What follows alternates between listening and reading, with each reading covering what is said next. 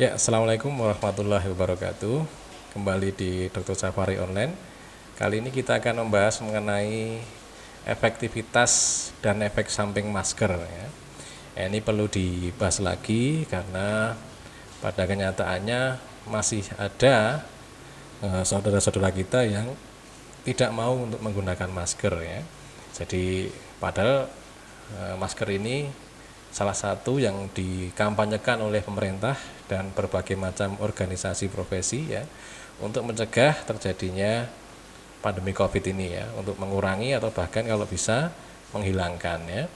Nah, nanti yang kita bahas itu adalah yang pertama apa toh makna masker itu dan dinamika penggunaan masker ya. Kemudian kita bicara tentang efektivitas masker. Nanti kita bicarakan masalah efektivitas masker dalam mencegah penyebaran virus dari orang yang sakit. Yang kedua nanti kita bahas tentang efektivitas masker dalam mencegah orang sehat terkena virus. Yang ketiga nanti adalah efektivitas masker dalam menanggulangi pandemi. Kemudian, nah ini efek samping masker. Nanti kita bicarakan efek samping masker itu apa kira-kira. Terus bagaimana seharusnya? Nah, kita masuk ke makna masker dulu dan dinamika penggunaannya. Nah, menurut Kamus Besar Bahasa Indonesia, masker itu adalah alat untuk menutup muka atau topeng. Tapi yang dimaksud ini adalah makna yang kedua, yaitu kain penutup mulut dan hidung, termasuk dagu seperti yang dipakai oleh dokter dan perawat di rumah sakit. Yang menutup mulutnya bertali ke telinga gitu ya. Nah, ini bisa bahannya macam-macam ya, bisa bahan kain itu ya dan lain-lain. Nah, nanti yang kita bahas ini adalah masker secara umum ya, bukan sekedar masker bedah atau masker medis atau masker yang KN95 atau N95 gitu ya. Nah, nanti yang kita bahas itu adalah masker yang umum yang digunakan ya. Nah, ini dinamikanya ya, sebenarnya masker itu sudah dipakai ya sebenarnya dulu ya oleh dokter bedah, itu dipakai masker kain dulu yang dipakai ya. Itu untuk mengurangi risiko tertularnya medan operasi dari bakteri-bakteri atau kuman-kuman yang ada di mulut dan hidung dokternya gitu ya. Dan kemudian dulu mulai dipakai ya tahun 1890-an ya. Kemudian di tahun 1960-an masker kain yang dipakai oleh dokter bedah itu diganti oleh perusahaan-perusahaan yang melakukan penelitian ya, diganti dengan yang single use only atau sekali pakai. Nah, untuk kasus corona ini ya, sejak diumumkan peraturan pengendalian harga masker di Cina ya, karena memang masker itu kan di Cina dibutuhkan waktu itu karena Cina yang pertama kali terkena Covid ini ya. Pada 25 Januari tahun 2020 ya pengendaliannya itu. Nah, produksi masker itu meningkat sampai 580% pada tanggal 29 Februari 2020 ya. Nah, di luar Cina ya, termasuk di Indonesia ya, masker itu sempat sulit ditemukan ya. Dulu di awal-awal pandemi itu ya, kita sempat kesulitan mendapatkan masker ya. Dan harganya mahal ya, bahkan di beberapa tempat itu ya harga masker itu bisa mengalahkan harga sepeda itu ya. Nah, itu walaupun sekarang sudah mulai mudah ditemukan lagi ya, bahkan sudah mulai dibuat masker kain ya yang dibuat rumahan ya. Nah, walaupun ya seiring dengan penggunaan masker atau kampanye masker ini muncul juga gerakan anti masker ya, yang sebenarnya gerakan anti masker itu sudah ada sejak masa dulu ya. Zaman dulu di masa pandemi influenza itu yang tahun 1918 itu sudah muncul gerakan anti masker ya. Cuma bedanya adalah motivasinya ya. Kalau dulu gerakan anti masker itu bahkan yang mempelopori atau mengkampanyekan itu adalah ada yang dokter ya. Tapi mereka mempelopori itu atas dasarnya atau pemikirannya adalah untuk menghargai kebebasan ya, bahwa orang itu dibebaskan untuk melakukan ini atau itu ya. Jadi fokusnya itu di kebebasan ya. Walaupun dokternya tahu bahwa maskernya itu kan bermanfaat ya.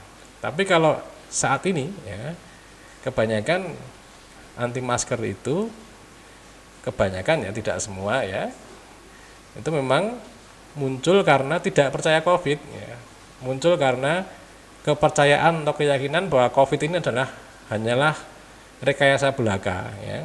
Tidak ada sebenarnya. Nah, sehingga tidak perlu masker gitu. Nah, ada yang seperti itu. Walaupun ada lagi motivasi yang lain gitu ya. Tapi yang jelas gerakan anti masker itu ada. Nah, sekarang kita bahas mengenai efektivitas masker ya. Bagaimana efektivitas masker dalam mencegah penyebaran virus dari orang yang terinfeksi. Maksudnya bagaimana? Maksudnya itu kalau orang yang terinfeksi COVID-19 ini memakai masker, apakah masker yang digunakan itu mampu mencegah penyebaran virus dari dia ke orang lain atau ke udara sekitar gitu ya. Nah, faktanya adalah masker yang dipakai oleh penderita COVID-19 itu bisa menjadi penghalang keluarnya droplet atau percikan dari mulut atau hidung orang yang sakit yang tentu mengandung virus ketika orang itu berbicara ya, batuk atau bersin ya. Jadi virus corona dari seorang yang terkena COVID itu dia keluar bahkan ketika bernafas itu juga ikut keluar. Ketika dia berbicara itu juga keluar. Semakin keras bicaranya, semakin banyak yang keluar. Ya, apalagi batuk, apalagi bersin ya. Nah, itu ternyata dengan penggunaan masker maka bisa tertahan oleh masker ya. Nah, sehingga masker itu juga diteliti ternyata masker itu mengurangi penularan penyakit karena mencegah orang yang sakit menyentuh cairan tubuh yaitu hidung dan mulut ya. Misalnya begini maksudnya, ketika orang yang sakit terkena COVID-19 ya, ketika dia bersin atau batuk menutup ya, mulutnya dengan tangan misalnya. Nah, ketika dia menutup mulutnya dengan tangan atau menyentuh hidung dan mulutnya dengan tangan, maka kumannya bisa nempel di tangan orang sakit tersebut.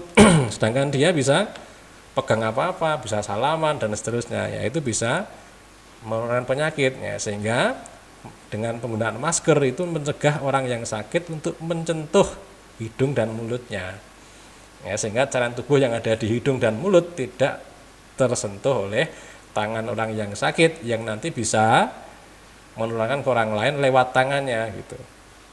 Nah, tentu dengan catatan bahwa jika maskernya itu digunakan dengan benar gitu ya.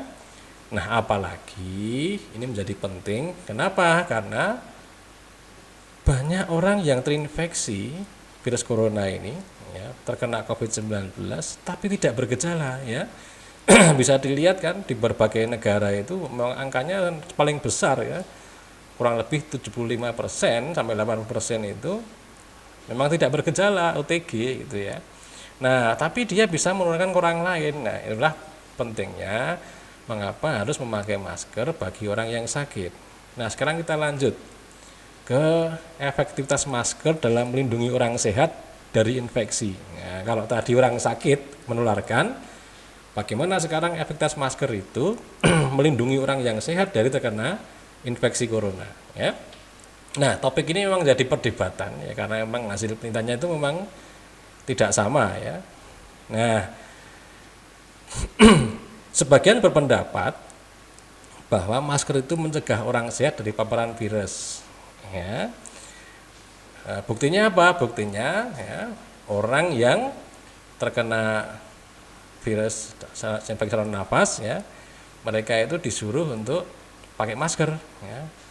Kemudian diperiksa ya, jumlah virus yang tertahan yang sakit. Orang yang sehat ya, itu disuruh pakai masker gitu ya. Apakah ada yang terhirup melewati masker itu? Ya, ternyata memang paling tidak hasil penelitiannya itu 40% sampai 60% ya, masker itu efektivitas mengurangi seseorang terkena infeksi virus kurang lebih 40-60% ya, itu pun hanya dengan menggunakan masker kain ya. Namun sebagian lain berkeyakinan sebaliknya bahwa masker itu tidak efektif dalam melindungi orang sehat dari infeksi ya. Nah, ini perbedaan dari penggunaan alatnya ya. Kalau yang pertama tadi orang yang sakit atau orang yang sehat ya, kemudian diuji dalam terkenanya. Kalau yang kedua ini hasil penelitiannya itu dia menggunakan mesin ya. Nah, jadi memang ada kontroversi di sini ya. Nah, namun kita lihat aja bagaimana efektivitas masker dalam mengontrol pandemi gitu ya. Nah, idenya itu adalah begini. Jika orang yang sakit itu memakai masker, tadi kan dibuktikan bahwa dia bisa mencegah keluarnya virus corona sehingga dia tidak menularkan ke orang lain ya. Nah, itu pertama. Yang kedua, jika orang sehat memakai masker ya, maka paling tidak ada harapan bahwa dengan menggunakan masker itu akan mengurangi risiko terpapar virus corona itu paling tidak 4% lah. Ada harapan begitu karena memang ada penelitian yang melaporkan seperti itu. Nah, kalau semua menggunakan masker ya, baik yang sehat maupun yang sakit, maka efeknya bisa sangat bermakna dalam menanggulangi pandemi ini, gitu ya. Demikian, walaupun ya tidak mungkin satu usaha saja hanya menggunakan masker saja mampu menanggulangi wabah secara sempurna ya. Karena memerlukan metode yang lain, ingat 3M ya. Nanti kalau ada vaksin juga ada vaksin yang aman ya. Aman dan efektif tentu itu juga akan membantu sekali. Nah, sekarang bagaimana efek samping masker? Nah, hasil penelitian itu ternyata ada laporan bahwa dengan menggunakan masker itu justru meningkatkan frekuensi seseorang yang memakai masker itu untuk menyentuh muka. Maksudnya bagaimana? Karena maskernya melorot ya, dibenarkan lagi, bicara turun, dibenarkan lagi. Nah, tetapi pelaporan penelitian yang lain menunjukkan bahwa sebaliknya, justru dengan menggunakan masker itu malah mengurangi frekuensi menyentuh muka. Nah, kapan terjadi peningkatan frekuensi menyentuh muka akibat masker? Ketika masker itu digunakan dengan tidak benar atau tidak sesuai dengan mukanya. Ya, misalnya mukanya kecil, maskernya terlalu besar. Nah, itu contohnya efek sampingnya. Ya. Yang kedua, ya, tidak baik untuk olahraga berat, ya, atau aktivitas berat. Ya, misalnya apa ya, olahraga yang berat sekali lah ya, misalnya apa ya, angkat beban yang sangat berat ya, misalnya ya, pokoknya yang membutuhkan nafas yang banyak. Nah, itu tidak baik untuk menggunakan masker ya. Nah, ini efek sampingnya ya, olahraga atau aktivitas yang berat itu dengan menggunakan masker itu akan menurunkan oksigen di dalam darah. Kalau oksigen dalam darah, maka dia akan meningkatkan karbon dioksida dalam darah. Ya. Akibatnya apa? Akibatnya terjadi pelebaran pembuluh darah untuk memenuhi kebutuhan darah. Nah, cuma efeknya apa? Efeknya terjadi sakit kepala karena darah yang menuju ke otak akan menjadi lebih banyak yang menuju ke kepala. Ya, sedangkan volume kepala tidak bisa membesar, ya, sehingga terjadi sakit kepala. Itu yang mudah. Ya. Nah, ternyata peningkatan karbon dioksida dan penurunan oksigen ini menurunkan atau mengganggu sel-sel imun kita, ya. Kemudian mengganggu otot, ya, mengganggu fungsi ginjal, ya, menurunkan fungsi ginjal, ya, menurunkan kecerdasan, ya, kognitif, ya. Kemudian memperberat fungsi jantung, ya, dan meningkatkan metabolisme yang tidak tergantung oksigen, ya. Sehingga apa? Sehingga akumulasinya itu adalah kelelahan yang sangat, ya. Kemudian lebih mudah terkena infeksi, ya, bisa mengalami kecemasan atau depresi itu ya. Nah ini efek samping penggunaan masker. Jadi kalau memang mau aktivitas berat ya jangan pakai masker gitu ya. Nah kemudian terus bagaimana seharusnya ya, agar masker itu tidak ada efek sampingnya ya, dan agar masker itu bisa bermanfaat, maka gunakan masker dengan benar ya. Contoh yang tidak benar itu seperti apa? Yang ditutup cuma hidungnya tok, ya itu nggak benar. Atau mulutnya tok, nah itu nggak benar. Atau dikalungkan, yang ditutup hanya lehernya, dagu dan leher, ya, mulut dan hidungnya tidak tertutup, ya. Nah itu contoh-contoh yang tidak benar. Kemudian gunakan masker yang cocok, artinya yang ukurannya pas, ya, jangan terlalu besar, ya, nanti akan menimbulkan kita itu cenderung untuk membetulkan masker ya, itu namanya kan meningkatkan frekuensi untuk menyentuh muka kita ya. Dan hati-hati ketika melakukan aktivitas yang membutuhkan fungsi pernapasan yang lebih gitu ya. Kalau olahraga ringan enggak masalah ya, hanya sepeda santai itu enggak masalah, jalan-jalan pagi ya enggak masalah gitu ya. Apalagi kalau jalannya di rumah ya enggak masalah, enggak usah pakai masker gitu ya di dalam rumah gitu ya. Nah juga jangan memakai masker pada anak di bawah usia 2 tahun ya. Saya kira demikian, kurang lebihnya mohon maaf. Assalamualaikum warahmatullahi wabarakatuh.